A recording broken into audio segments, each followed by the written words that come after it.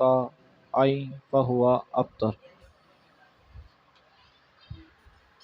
صدق الله العظيم وصدقنا رسوله النبي الكريم. بعد حمد والصلاة حاضرین محترم، السلام علیکم ورحمۃ اللہ وبرکاتہ۔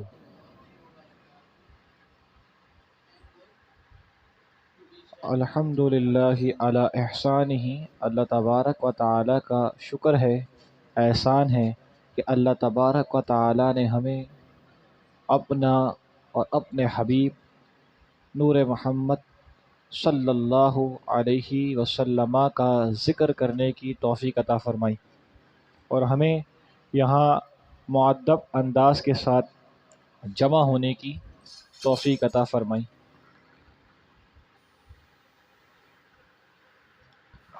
اور جو لوگ بیٹھے ہیں نا آدمی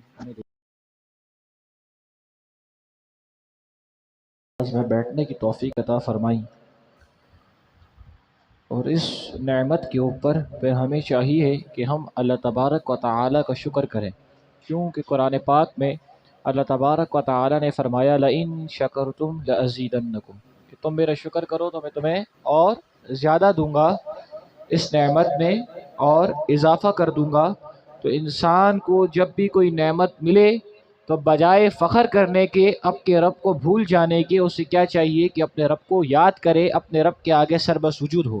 لیکن انسان کی فطرت اور ہماری فطرت دیکھی جائے تو اس کی فطرت جو ہے بالکل ہی برعکس ہے، یعنی جب اللہ تعالیٰ کی ہم پر نعمت ہوتی ہے تو ہم اللہ تعالیٰ کو بھول جاتے ہیں۔ ایسا ہی ہے یا نہیں ہے؟ جب ہم پر کوئی انعام ہو، ہم خوشی کے اندر ہوں، ہمیں کوئی غم و تکلیف نہ ہو، تو پھر ہم اللہ کی بارگاہ میں سجدہ ریز نہیں ہوتے، اللہ کے حضور کھڑے نہیں ہوتے۔ لیکن جیسا ہی ہم پر کوئی معاشی، جانی، کسی بھی قسم کا نقصان، تکلیف، کوئی بھی چیز ہم پہ آ جائے جو ہمیں ناگوار گزرے تو ہم اللہ کی بارگاہ میں آ جاتے ہیں۔ حالانکہ اللہ نے حکم دیا کہ جب تم کوئی نعمت ہو تو تم اس نعمت کا شکر کرو، کفر نہ کرو، ناشکری نہ کرو۔ لیکن انسان کی فطرت دیکھی جائے تو اس نعمت کے بالکل ہی جو ہے برعکس ہے، یعنی جب انسان پر اللہ تبارک و تعالی انعام کرتا ہے تو وہ بھول جاتا ہے۔ اس کی مثال اس حکایت سے لے لیں کہ آپ چھت پہ کھڑے ہو جائیں اور نیچے ایک مزدور ہے، حالانکہ اللہ مکان سے پاک ہے، اس بات کو، اس عقیدے کو واضح رکھ لیں، یہ مثال کے لیے بات سمجھائی جا رہی ہے۔ تو اگر آپ چھت پہ کھڑے ہو جائیں اور مزدور نیچے کھڑا ہو اور آپ اسے ڈالر اوپر سے پھینکتے جائیں، ڈالر اوپر سے پھینکتے جائیں، تو وہ اوپر نہیں دیکھے گا، وہ ڈالر جیب میں رکھتا جائے گا، جیب میں رکھتا جائے گا، جیب میں رکھتے جائے گا۔ اسی طرح اب اسی ڈالر کے درمیان جب ایک پتھر اس کے سر پہ آ کے گرے گا تو فوراً اوپر متوجہ ہوگا کہ پتھر آیا کہاں سے۔ ایسا ہے کہ نہیں ہے؟ تو یہ ہے کہ مشکلات اس لیے کہا گیا کہ کسر القلوبی، کہ ٹوٹے ہوئے دل جو ہیں اللہ کی نعمت کے سب سے زیادہ قریب ہیں، کیونکہ ٹوٹا ہوا دل جو ہوتا ہے، جس دل میں غم ہوتا ہے، وہ اللہ کو زیادہ یاد کرتا ہے۔ تو غم اللہ اس لیے انسان کی زندگی میں ہے کہ انسان اپنے رب کو یاد کرے، اور رب کی رحمت تو ایسی ہے کہ ادعونی فاستجب لکم، کہ تم مجھے پکارو میں تمہاری دعا کو قبول کرتا ہوں۔ یعنی ہمہ وقت اللہ کی نعمت، اللہ کی رحمت کا دریا جوش مار رہا ہے اور اپنے بندوں کو اپنی جانب بلا رہا ہے کہ آؤ میرے بندو، مجھ سے مغفرت طلب کرو، آؤ میں تمہیں بخشتا ہوں۔ اگرچہ گناہ کیے ہیں، یہ بارگاہ دنیاوی بارگاہ نہیں ہے کہ جہاں ایک بار ناراضگی ہو گئی ٹھکرا دیا، دو بار ہو گئی ٹھکرا دیا۔ کوئی بھی در ہو دنیا کا، ایک بار معافی ہے، دو بار معافی ہے، ایک وقت تنگ آتا ہے کہ انسان کو وہ شخص چھوڑ دیتا ہے، بھائی تنگ آ گیا ہے۔ آپ دیکھیں کہ والدہ کی محبت، ماں کی محبت کتنی اعلیٰ ہے دنیا میں۔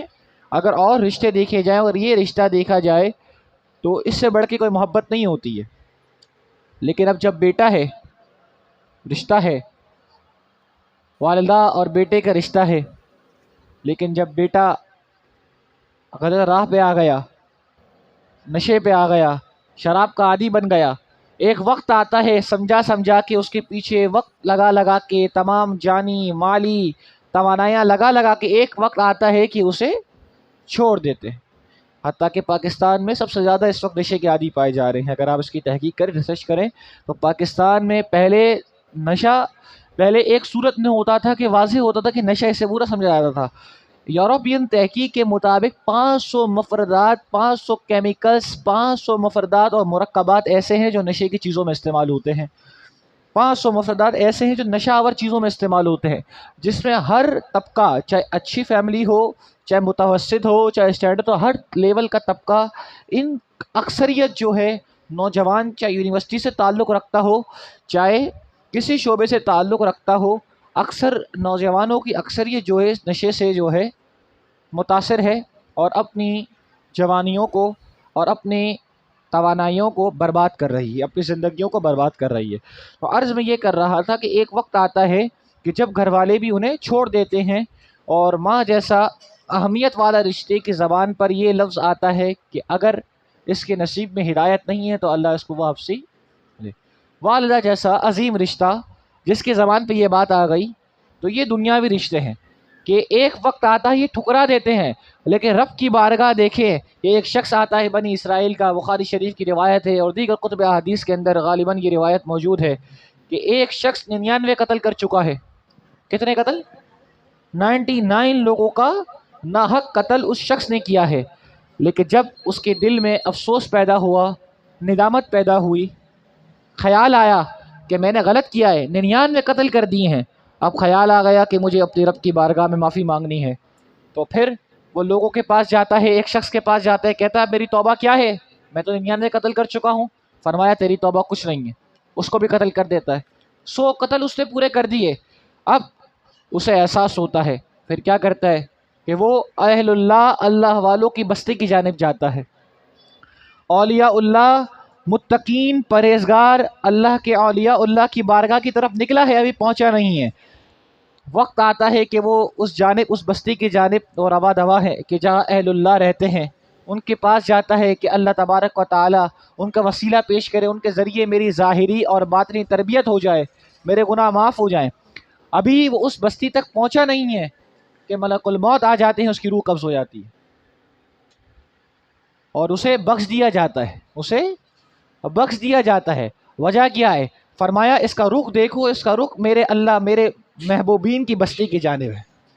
اس کا جو رخ ہے، یہ جس جانب اس کو موت آئی ہے، اس کا جو جسم تھا، اس کا وجود تھا، یہ اس جانب جھکا ہوا ہے جہاں میرے اہل اللہ رہتے ہیں. اس وجہ سے اسے بخش دیا جاتا ہے. تو یہ اللہ والوں کی بستی کا مقام ہے اور یہ اللہ کی رحمت کا مقام ہے.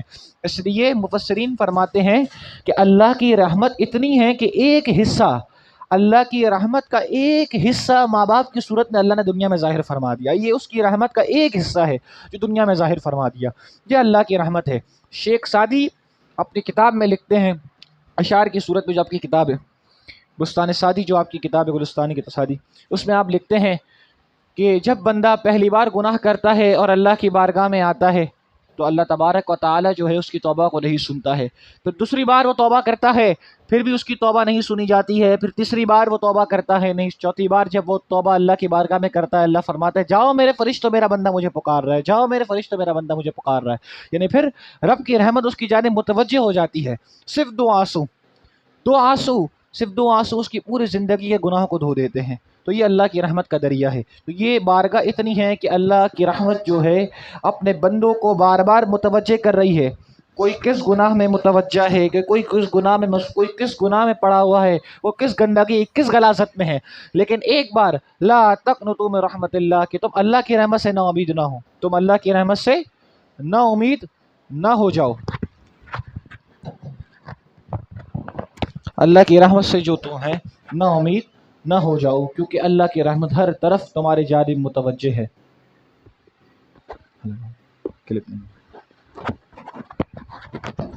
یہ اللہ تبارک و تعالیٰ کی رحمت کا دریا ہے. اللہ کی رحمت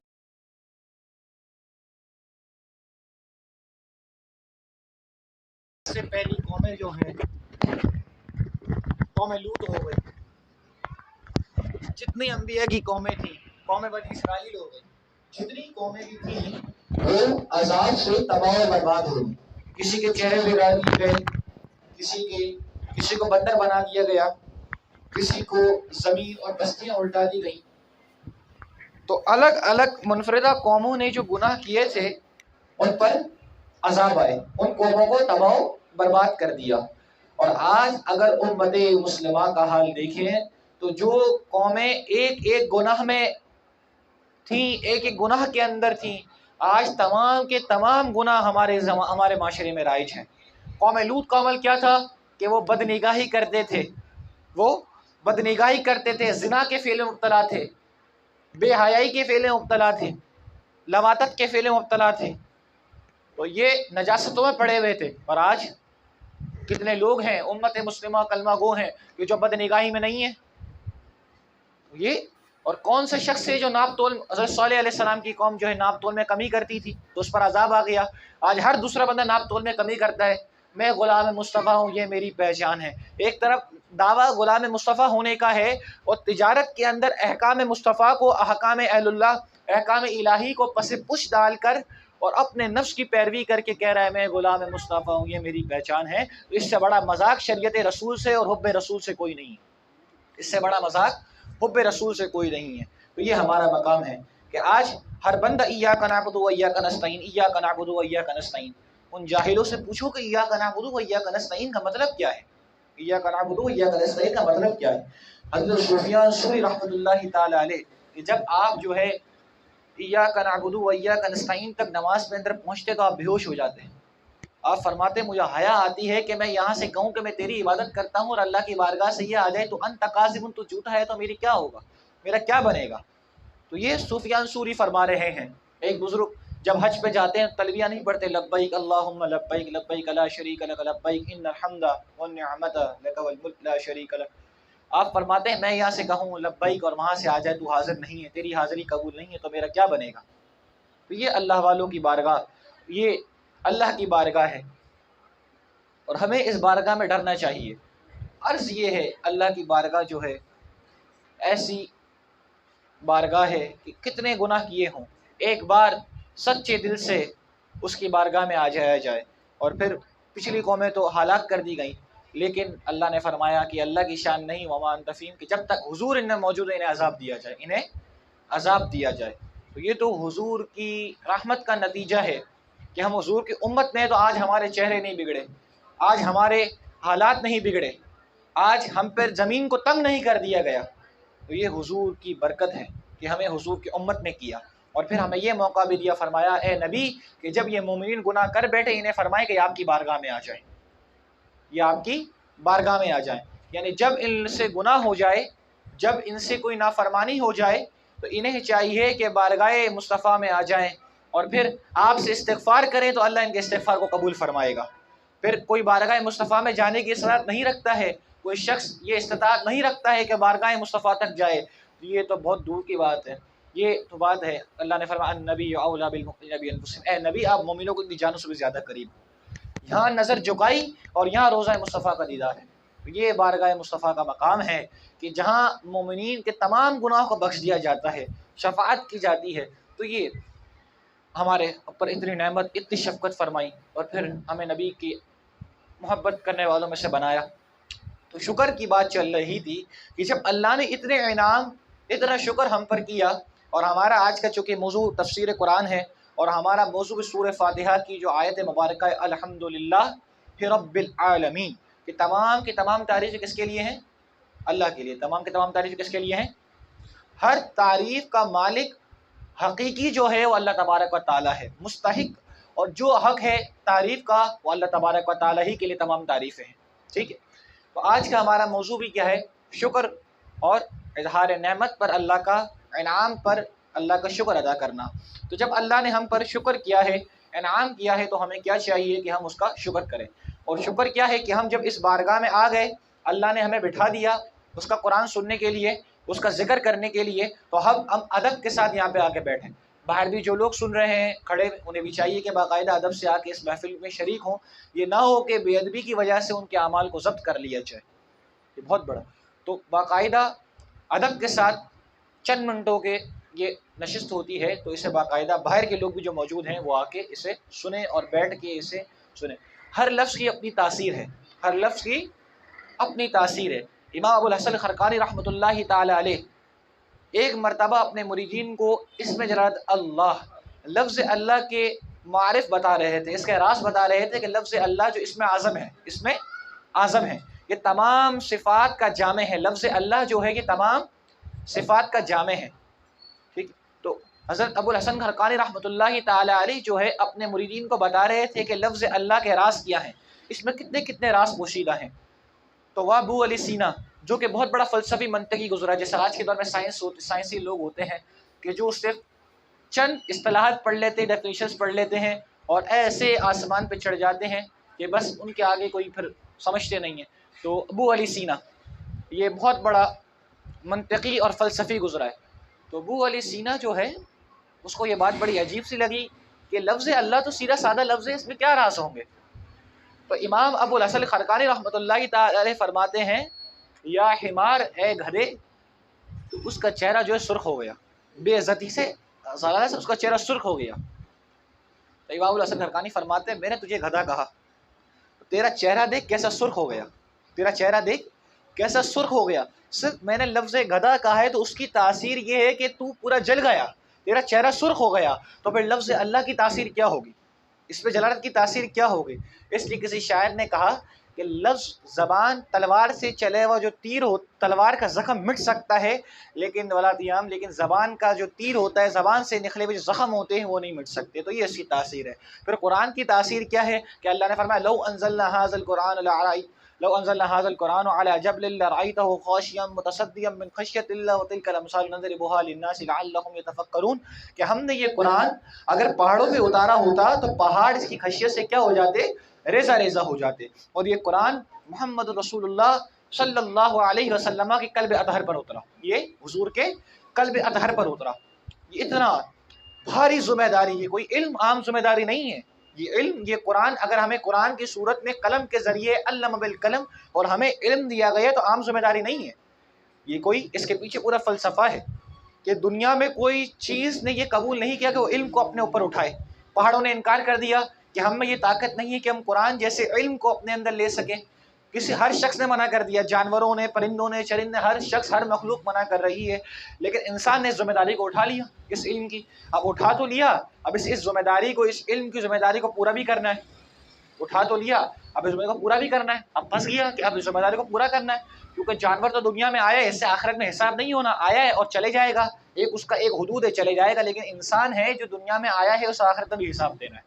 اس لیے صحابہ اکرام رضوان اللہ علیہم اجمعین کبھی درخت کو دیکھتے فرماتے کاش ہم یہ درخت ہوتے ہمیں کاٹ دیا جاتا، کیونکہ ہم سے حساب نہیں ہوتا، ہم سے حساب نہیں ہوتا. تو اس کا مطلب یہ نہیں انہوں نے ایسا ہی فرما دیا، اس کے پیچھے پورا فلسفہ پوشیدہ ہے کہ ہر انسان دنیا میں آیا ہے ایک مقصد کے تحت آیا ہے.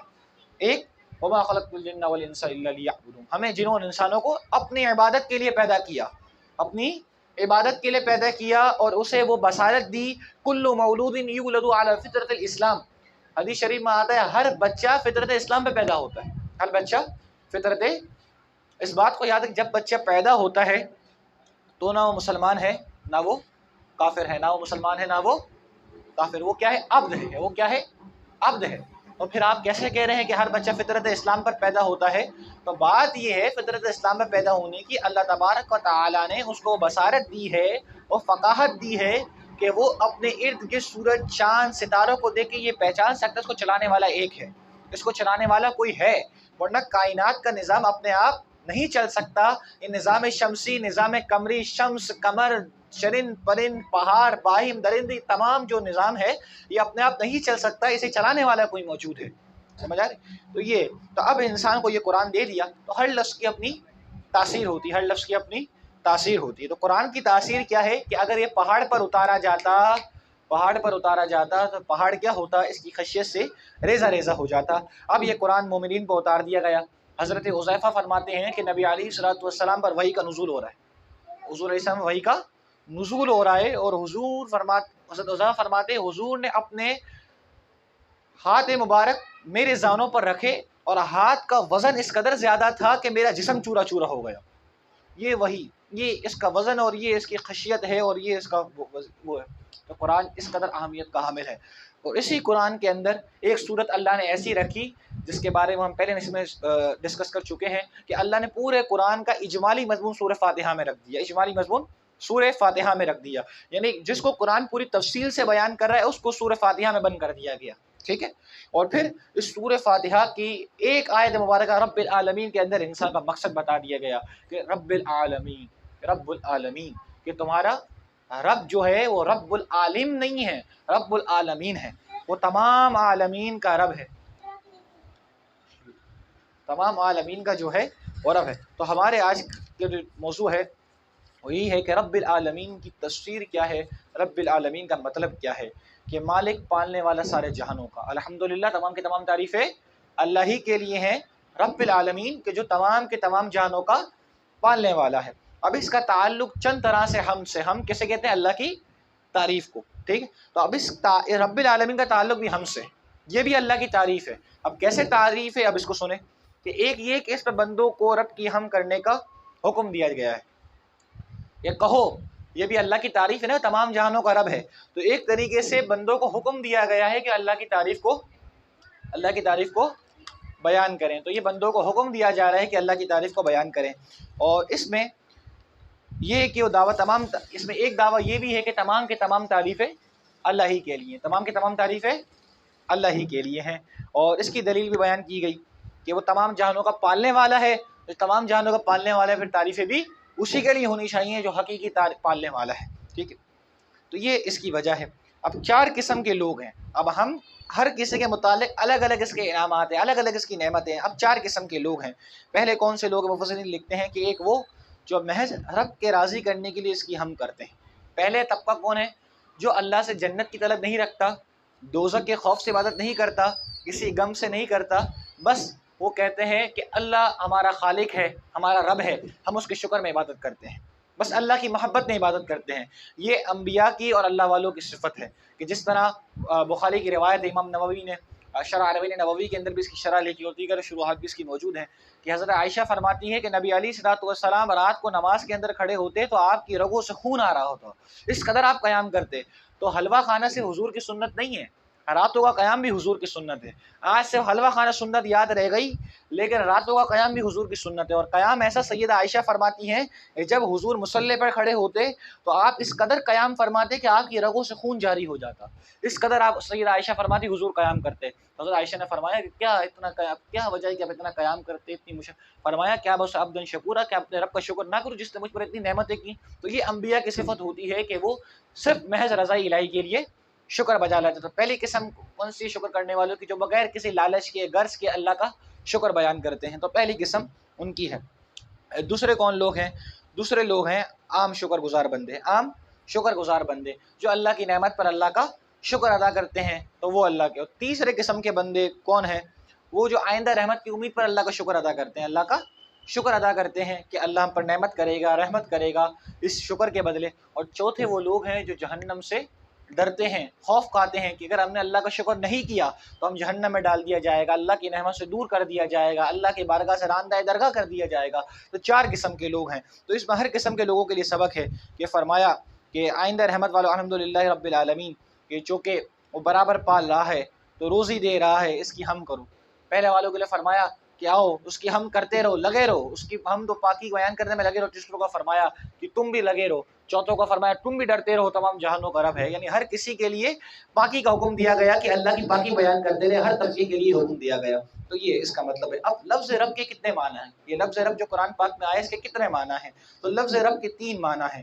ایک ہے مالک، سردار اور پالنے والا. پہلا معنی کیا ہے؟ مالک. دوسرا کیا ہے؟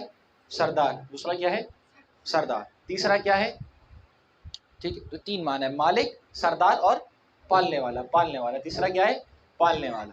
3 معنی ہیں اور تینوں معنی یا درست ہیں. تینوں معنی، اگر اس کا معنی رب العالمین کا معنی کہیں پالنے والا، اس کا معنی کہیں رب، اس کا معنی کہیں مالک، سردار، تو تمام کے تمام معنی یہاں پر صحیح آتے ہیں. کیوں آتے ہیں؟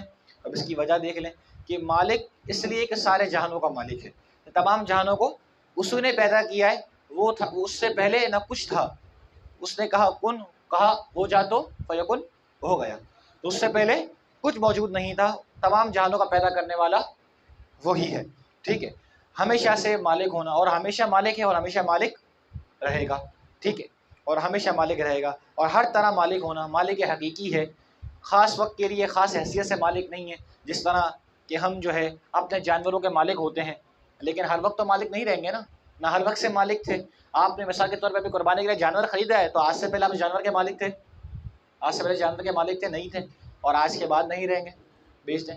تو اللہ کی مالکیت ایسی ہے جو ہمیشہ سے ہے اور ہمیشہ سے رہے گی، ٹھیک ہے؟ تو یہاں مالک کا معنی یہ ہے، ایک معنی یہ ہو گیا، اور تمام کو پالنے والا ہے، ہر کسی کو پال رہا ہے، ہر کسی کو کھلا رہا ہے، ہر کسی کو رزق دے رہا ہے، ہر چیز کی تقسیم تمام چیزیں اسی کے ہاتھ میں ہے، اور کسی کو پالنے والا ہے۔ اور تیسرا اس معنی میں نہایت ہی وسعت بھی ہے، کسی کو پالنے والا، کب سے پالنے والا، کب تک پالتا رہے گا، یعنی ہمیشگی ہے اس میں، ہمیشگی ہے، یعنی اس کی نعمتیں ہمیشہ سے ہیں اور ہمیشہ رہیں گی، ہمیشہ سے اور ہمیشہ رہیں گی۔ تو تینوں معنی یہاں پہ درست آتے ہیں۔ لیکن آپ دیکھیں کہ والدین کی جو پرورش ہوتی ہے وہ کیسے ہوتی ہے؟ کما ربیانی صغیرہ، کما ربیانی صغیرہ، کہ والدین ہم بچپن میں پالتے ہیں، والدین ہمیں بچپن میں پالتے ہیں، لیکن اللہ کی رحمت دیکھیں، اللہ کی تربیت دیکھیں کہ اللہ دنیا میں آنے سے پہلے بھی ہماری تربیت فرما رہا تھا، دنیا میں آنے سے پہلے بھی ہمیں پال رہا تھا، اور دنیا میں آنے کے بعد بھی ہمیں پالا جا رہا ہے، اور دنیا سے جانے کے بعد بھی پالا جائے گا۔ کیسے پالا جائے گا؟ آپ دیکھیں کہ جب بچہ جو ہے جب دنیا میں آتا ہے تو والدین اسے کھلاتے پلاتے ہیں، لیکن جب بچہ نطفے میں والد کے پیٹ کے اندر نطفے کی صورت میں ہوتا ہے اور ماں کے پیٹ میں جب آ جاتا ہے اور پھر نطفہ بن کر خون کا قطرہ بنتا ہے، پھر گوشت کا وہ لوتھڑا بن جاتا ہے، پھر اس میں جو ہے اس کی شکل، ہاتھ پاؤں بننے شروع ہوتے ہیں، افزائش اس جسم کی شروع ہوتی ہے بچے کی، پھر اس میں روح ڈالی جاتی ہے، پھر اس میں روح ڈالی جاتی ہے۔ اللہ کی نعمت دیکھیں کس طرح اللہ کی نعمت ہے، یہ ایک شکم مادر کے اندر بچے کی پیدائش کس طرح اللہ نے رکھی، پھر اس میں روح ڈالی جاتی ہے، اور تمام وقتوں میں ماں باپ کو اس کی پرورش سے کوئی تعلق نہیں ہے۔ یعنی آپ دیکھیں کہ بچہ والد کے پیٹ میں نطفے کے اندر ہے، پھر والدہ شکم مادر میں آتا ہے، پھر صورت بنتی ہے بچے کی، پھر ہاتھ پاؤں بنتے ہیں، اس میں والدین کا تو کوئی دخل نہیں ہے نا، نہ والدہ کا دخل ہے، نہ اسے کھلا پلا رہی ہے، لیکن تمام صورتوں میں اس کی تربیت رب تبارک و تعالیٰ کر رہا ہے، اسے کھلا پلا بھی رہا ہے، اسے رزق بھی پہنچا رہا ہے، اس کے ہاتھ پاؤں بن رہے ہیں، اس کو زندہ بھی رکھا، تمام معاملات اللہ کی رحمت ہے۔ یعنی دنیا میں آنے سے پہلے بھی اللہ پالنے والا ہے، دنیا سے جانے کے بعد بھی پال رہا ہے، تو یہ اللہ کی نعمت کا ذریعہ ہے۔ تو یہ اس کے معنی ہے کما ربیانی صغیرہ۔ آج مختصر وقت کے اندر ہم اس تفسیر کو یہیں روکتے ہیں، اور آگے ہم اسی سے جو ہے اسٹارٹ کریں گے۔ اللہ تبارک سے دعا ہے کہ اللہ تبارک و تعالی ہم سب کو قرآن و سنت پر عمل کرنے کی توفیق عطا فرمائیں۔ وآخر دعوانا الحمدللہ رب العالمین۔ اللہم یا قاضی الحاجات اقض حاجاتنا وحاجات جمیع الحاضرین، اللہم یا شافی الامراض اشف مرضانا ومرضى المسلمین۔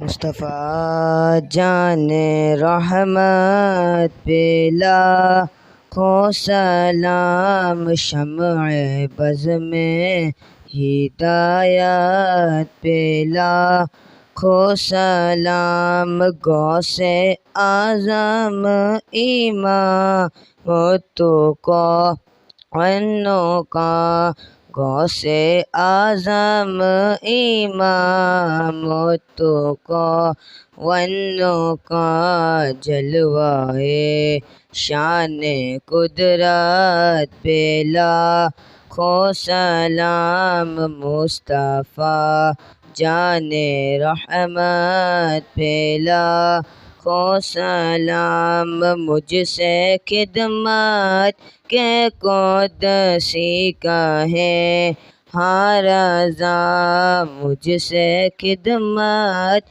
کے قدسی کہیں ہاں رضا، مصطفیٰ جان رحمت پہ لاکھوں سلام، شمع بز میں ہدایت پہ لاکھوں سلام۔